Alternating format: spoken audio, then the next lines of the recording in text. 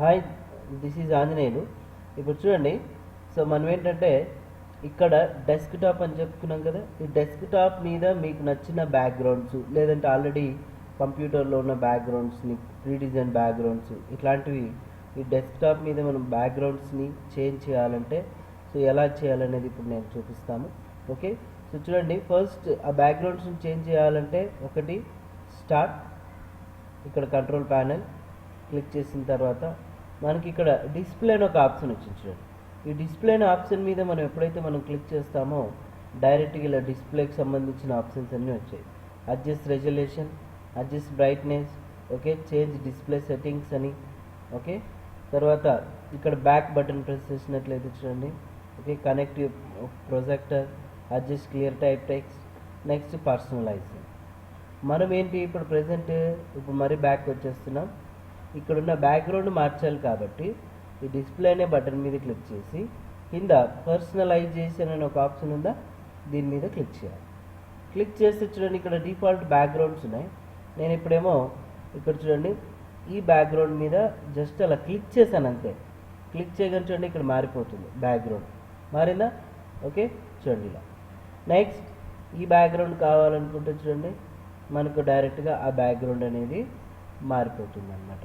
So అట్లా ఏ background కావాలనుకుంటే మీరు డైరెక్ట్గా ఆ బ్యాక్గ్రౌండ్ని మార్చుకోవచ్చు. ఓకే, ఈ ప్రొసీజర్ అంతా చేయడానికి నేను ఈ స్టార్ట్, కంట్రోల్ ప్యానెల్, డిస్ప్లేలోకి వెళ్ళి పర్సనలైజ్ అని చెప్పాను కదా. Very simple. ఇంకొక మెథడ్, ఈ డెస్క్టాప్ మీదనే మీరు రైట్ మౌస్ బటన్ని ప్రెస్ చేస్తే ఇక్కడ పర్సనలైజ్ అని ఒక బటన్ ఉంది ఆప్షన్, దీని మీద క్లిక్ చేస్తే ఇది డైరెక్ట్గా వచ్చేస్తుంది. ఇక్కడ ఇలా స్క్రాల్ చేస్తే చూడండి, ఇంకా కింద మీకు నెంబర్ ఆఫ్ బ్యాక్గ్రౌండ్స్ ఉన్నాయి. ఏ బ్యాక్గ్రౌండ్ అయినా మీరు మార్చుకోవచ్చు అన్నమాట. ఓకే, నెక్స్ట్ ఇక్కడ మనకు డైరెక్ట్గా ఇంకోటి ఏంటంటే మీరు డిస్ప్లే అనే ఆప్షన్ మీద క్లిక్ చేస్తే చూడండి మరి బ్యాక్ వచ్చేస్తుంది.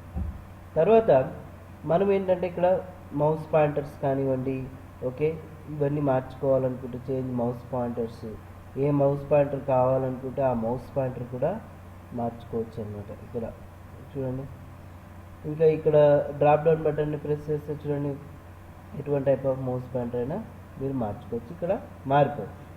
నెక్స్ట్ అదేవిధంగా ఇక్కడ బ్రౌజ్ అనే బటన్ మీద క్లిక్ చేస్తే మనకు నెంబర్ ఆఫ్ మౌస్ పాయింటర్స్ ఉన్నాయి.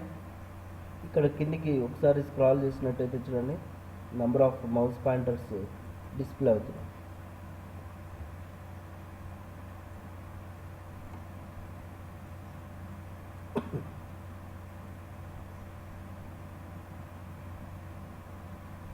చూడండి, మీరు ఏ మౌస్ పాయింటర్ అయినా యూజ్ చేయొచ్చు అనమాట. ఓపెన్ ప్రెస్ చేస్తే ఆ మౌస్ పాయింటర్ ఇక్కడ డైరెక్ట్గా అప్లై ప్రెస్ చేయగానే వచ్చేస్తుంది.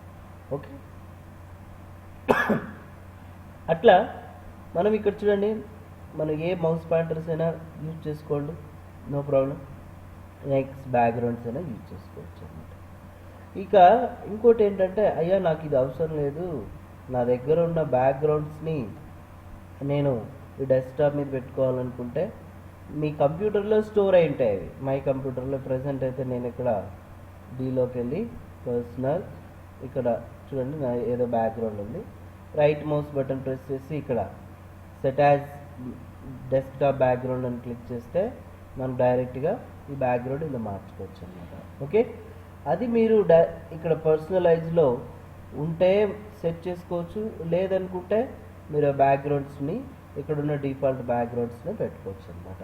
ఓకే, ఆ విధంగా మీరు బ్యాక్గ్రౌండ్స్ని ఎలా కావాలనుకుంటే అలా మార్చుకోవచ్చు. నెక్స్ట్ మీ సిస్టమ్ అంటే మీరు కీబోర్డ్ మీద లేదంటే మౌస్ అసలు టచ్ చేయకుండా ఉన్నప్పుడు, సిస్టమ్ ఐడియల్గా ఉన్నప్పుడు స్క్రీన్ మీద ఆటోమేటిక్గా స్క్రీన్ సేవర్ రావాలనుకుంటే రైట్ మౌస్ బటన్ ప్రెస్ చేసి ఇక్కడ స్క్రీన్ పర్సనలైజ్లోకి వెళ్ళి చూడండి, ఇక్కడ మీరు ఇక్కడ స్క్రీన్ సేవర్ అని ఉంది, క్లిక్ చేయండి. ఈ స్క్రీన్ సేవర్ అనే ఆప్షన్ మీద క్లిక్ చేస్తే ఈ డ్రాప్ డౌన్ బటన్ ప్రెస్ చేయగానే స్క్రీన్ సేవర్స్ ఉన్నాయి, 3D టెక్స్ట్. ఇది ఒకసారి మీరు ప్రివ్యూ చూసినట్లయితే చూడండి ప్రివ్యూ కనిపిస్తుంది. ఈ విండోస్ 7 ప్లేస్లో మన పేరు రావాలనుకుంటే సెట్టింగ్స్ అనే బటన్ మీద క్లిక్ చేయండి. ఇక్కడ మన పేరు మార్చుకోవచ్చు అన్నమాట, ఏదైనా. ఓకే, పేరు మార్చుకోవచ్చు. నెక్స్ట్ ఇక్కడున్న టెక్స్ట్కి వచ్చేసి రెజల్యూషన్ పెంచుకోండి, రొటేషన్ స్పీడ్ ఎంత ఉండాలి, ఓకే ప్రెస్ చేస్తున్నాం. ప్రివ్యూ ప్రెస్ చేసినట్లయితే చూడండి ఇక్కడ, సో మనకు ఆ పేరు అక్కడ డిస్ప్లే అవుతుంది.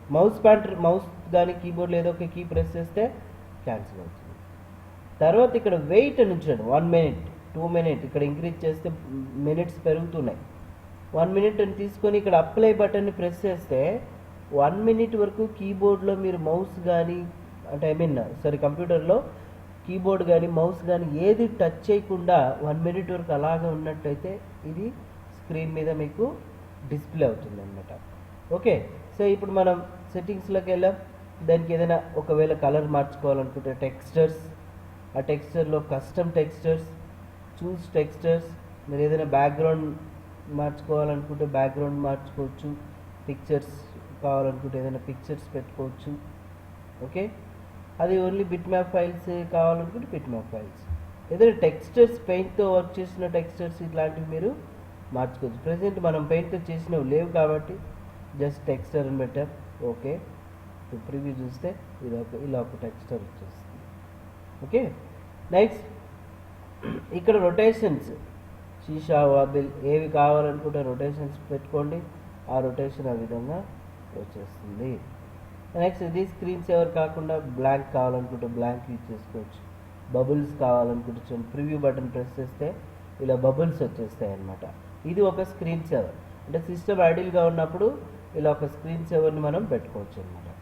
ఓకే, నెక్స్ట్ తర్వాత ఏంటంటే మిస్టిఫై అని బటన్ ప్రెస్ చేస్తే చూడండి ఇలా మిస్టిఫై అవుతుంది. ఇది ఒక స్క్రీన్ సేవర్.